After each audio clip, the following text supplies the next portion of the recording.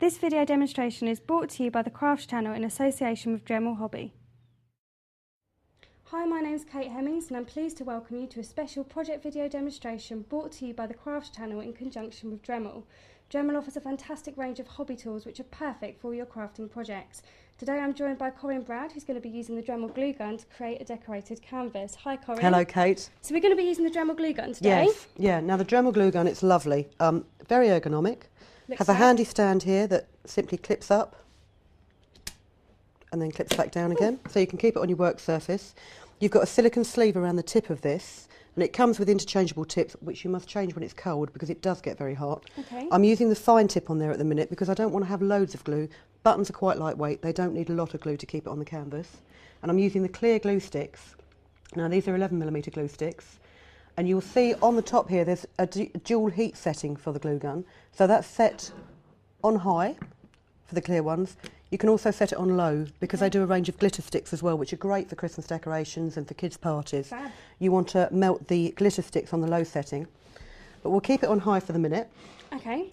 Now, I'm just going to move that to one side because what we're going to do is we're going to create a canvas like this. I It's love simply, these. do you? I must admit, they're quite up to date at the minute. Very trendy. Seen them in lots of places on the internet and things like this. And the other thing is it's a great way to use up all the buttons that you've got knocking around because everyone's got tins of buttons everywhere. And most of them, let's be fair, are black or white and you never know what to do with them. No. Black gives a really dramatic effect here on a red and gold background. There's one I've done over here which I've used sort of old white and mother of pearl and green buttons for a much more subtle effect. And actually I really like that one. I'm really pleased. But I'm going to do one, I'm going to do, oh look, lots of pinks and oranges and yellows. So this is a small canvas. You can pick these up in art shops. I mean, you can get them online. Sketch out your design in pencil. And then I'm just going to fill it in with 3 colours of paint. And I'd suggest that you start with your lightest colour first, because if your paintbrush work isn't that good, you can always go over any errors with a darker colour paint. Handy tip. So we're going to do the centre of this first of all in yellow. Just smooth strokes. Make sure you do cover your pencil marks because you don't want them showing through. And I'd also suggest that what you do is you put 2 thin coats of acrylic paint on rather than 1 thick coat because it will dry much more evenly. You'll get a much better effect. Better coverage. Yeah, and crafter's acrylic dries so quickly really. I mean, especially if you put it in a warm place. And then once the paint is dry, the glue goes on extremely easily. So quite simply, you'd have the background of the tree in yellow. And then, as I say, if you've made any mistakes, you can simply cover it up with a darker shade of orange. Great contrast there as well. Yeah. It doesn't have to be perfect. I mean, use a decent paintbrush. Don't use a kid's craft brush because you don't get a decent point to it. Okay.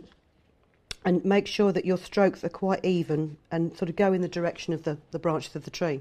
So if I can just hand that to you, Kate, and I'd like you to finish painting that in your spare time. Can't promise that. What you should end up with is a canvas that looks like this. So nice even colour on it, nice very simplified picture, and this is where the fun part comes. The buttons. Because this is when you grab your small collection of buttons that you may have at home. Small. You're jealous of them, aren't you? Of course. And simply place buttons in the gaps Quite between randomly?